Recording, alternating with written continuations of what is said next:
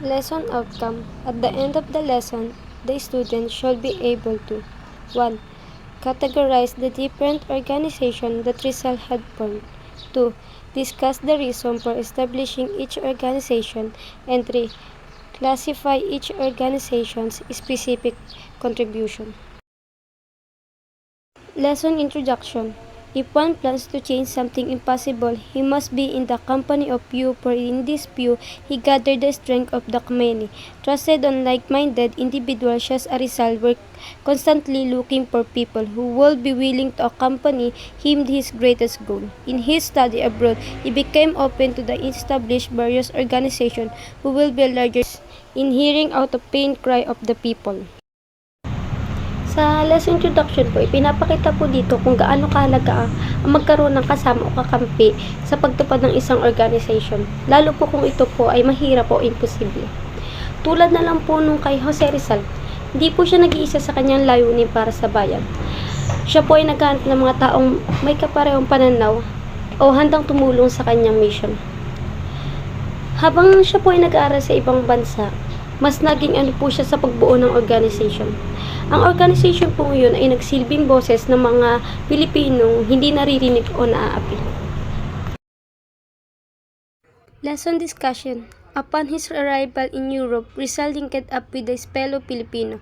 They established a number of organizations to strengthen their identity as a simple collective group of Filipino embarking on the Paris Exposition of 1899. They adopted the name of Kidlat Club, whose members included Antonio Luna, Baldomero Rojas, Fernando Canon, Juan Luna, etc.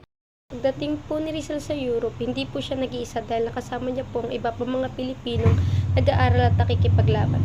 Upang mapalakas po ang kanilang samahan, nagtayo po sila ng isang grupo na tinatawag na Kidlat Club. Kasama po sa grupong ito ang kilalang Pilipino na sila Antonio Luna, Baldomero Rojas, Fernando Canon, Juan Luna at iba pa. Ang Kidlat Club po ay nagsisilbing paraan para magkaisa sila at ipakita ang kanilang pagkakakilanlan bilang mga Pilipino. Lalo noong sila ay dumalo sa Paris Exposition noong 1889. Ngunit ang pangalan pong ito ay pansamantala lamang. Nakita po nila mga Native American at dito po sila kumuha ng inspiration. Dahil dito po, pinalitan nila ang pangalan ng kanilang grupo at tinatawag itong Los Indios Bravos. Ito po ay tinatawag ng mga Espanyol sa mga kapwa nila Pilipino. Ipinakita din po dito na si Rizal ang kanyang mga kasama ay hindi lamang nag-aaral sa Europe, kundi nagsusumikap din silang pag-isahin ng mga Pilipino at ipaglaban ang kanilang dignidad at karapatan bilang isang bansa. Eventually, this group of students and young professionals become entrenched in provide a voice to air their issues and suggestions to the government. The Association La Solidaridad materialized. Ang Association La Solidaridad po ay isang organization na binuo ng mga estudyante at batang professional na Pilipino. Layunin po nila maging boses ng mga Pilipino sa pamamagitan ng pagpapahayag ng kanilang mga hinahing, observation at mungkahi para sa reforma sa pamahalaan. Isa rin po mga organization ang paglalathala ng kanilang newsletter na pinamagatang La Solidaridad. Sa newsletter na ito, inilathala po ang pakikipagmahaba at mapabuluhang mga artikulo ni Jose Rizal, tulad po ng 5 bahaging sanaysay na katamaran ng mga Pilipino at mga Pilipinas, isang siglo mula dito. Ang mga artikulong po ito ay pinapakita ng kalagayan ng bansa. Man works for an object, remove the object and you reduce him to inaction. The most active man in the world will fold his arm from the instant he understands that in its madness to bestreat himself, that will work will be cause of his trouble. Dito naman po, ang mga tao po ay kumikilos dahil sa layunin o motivation. Kapag nawala na po ito, mawawala ang kanilang sigla at magiging sanhi ng katamaran. Ipinapakita din dito na maling pag-ugyok ng mga sarili ay maaari magdulot ng abala at problema na magiging dahilan ng kawalan ng aksyon ng tao. Deprive a man. then of his dignity, and you not only deprive him of his moral strength, but you also make him useless even for those who wish to make use of him. Every creature was his stimulus, its inspring, man's is his self-esteem. Ang akdang katamaran ng mga Pilipino ay nagpapakita ng kahalagahan ng dignidad at pagpapahalaga sa sarili ng isang tao. Pinapakita po dito na kapag inalis mo ang dignidad ng isang tao, para mo na rin inalis ang kanyang lakas ng loob at kakayahang kumilos. Nawalan na siya ng gana, direksyon at silbi, hindi dahil likas siyang tamad, kundi dahil nawalan siya ng respeto sa sarili. Halimbawa na lang po dun sa isa pong estudyante na palaging pinapahiya ng kanyang guro sa harap ng mga kaklase. Kung ano po ang pinagsasabi. Dahil dito po, unti-unti po siyang nawalan ng tiwala sa sarili at natatakot na sumagot at kumilos. No one cases to be a man. No one forfeits his right to civilization merely by being more or less uncultured. And since the Filipino is regarded as a fit citizen when he is asked to pay taxes or shed his blood to defend the fatherland, why must this fitness be denied him when the question rises of granting him some right? Hey everyone, my name is Kristen Lakbayin, and ayon dito sa first slide, ipinaliwanag ni Rizal na ang isang tao ay hindi nawawalan ng pagkatao at karapatan kahit sila ay kulang sa edukasyon. Kaya ang mga Pilipino ay nararapat pa rin bigyan na pantay na karapatan at binibigyan din niya ang kawalan ng katarungan sa ilalim ng kolonyal na pamahalaan dahil kinilala ang mga Pilipino bilang mabubuting mamayanan kapag sila ay nagbabayad ng buwis at lumalaban para sa bayan. Ngunit ipinagkait sa kanila ang mga karapatan kapag ito ay hinihingi na. Dagdag pa niya, hindi daw dapat sisihin ang mga Pilipino sa kanilang kakulangan sa kaalaman sapagkat hindi sapat ang edukasyon na ibinibigay sa kanila. Kahit nalikas ang kanilang kasipagan at kagustuhang matuto, kahit bago dumating ang mga Espanyol ay marunong nang bumasa at sumulat ang marami sa kanila. Dito naman sa second slide, sinasabi ni Rizal na nawalan na ng tiwala ang mga Pilipino sa mga dating itinuturing na tagapangalaga dahil ang mga ito ay naging mapagsamantala at mapanghapi. Ihinalintulad niya ang kolonyal na pamahalaan sa isang nurse na pinanatiling mahina at walang kakayahan ang isang bata upang patuloy itong makinabang dito. Sa halip na tulungan ng bata na lumago, ito ay pinipigilan at sinasaktan pa. Kapag ang bata ay nagrereklamo at lumalaban, agad itong pinaparusahan at sa gantong paraan, ipinapakita ni Rizal na sinadya ng mga mananakop na panatilihing mahina ang Pilipinas upang patuloy nila itong mapakinabangan.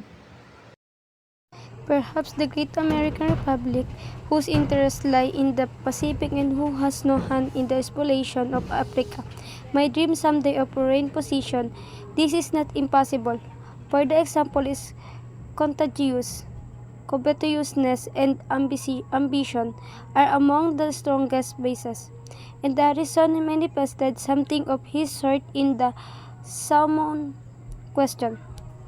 Furthermore, this is contrary to her traditions, Philippines a century hence. Naman sa third slide, sinasabi rito na marahil ang dakilang Republika ng Amerika na ang interes ay nasa Pasipiko at sa walang kinalaman sa pang-aabuso sa Afrika, na maaaring mangarap balang araw na ang pagmamay-ari sa ibang bansa ay hindi ito imposible sapagkat nakakahawa ang halimbawa at ang kasakiman at ambisyon ay kabilang sa pinakamalakas na bisyo. At ipinakita ni Harrison ang ganitong uri ng issue sa Samoa, higit pa rito ay salungat ang kanyang mga tradisyon.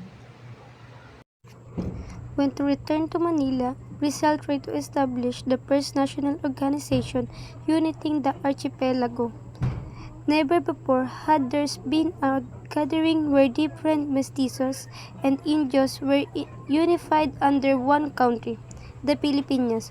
On the 3rd of July 1892, Rizal established his national organization of the Ongjungko Residents in Tondo, Manila. It was to be known as the La Liga Pilipina. It was attended by a number of Filipinos from different field and social strata like Domingo Franco, Pedro Serrano, Lactau, Ambrosio Salvador, Apolinario Mabini, Andres Bonifacio, and several others. Ang pagbalik ni Rizal sa Maynila. Sinikap ni Rizal na itatag ang unang pambansang organisasyon na nagbubuklod sa buong kapuluan.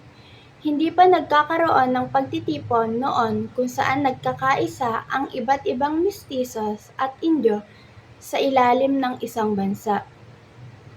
Ang Pilipinas, noong ika-3 ng Hulyo 1892, itinatag ni Rizal ang kanyang pambansang organisasyon sa tahanan ng Ongjungko sa Tondo, Maynila.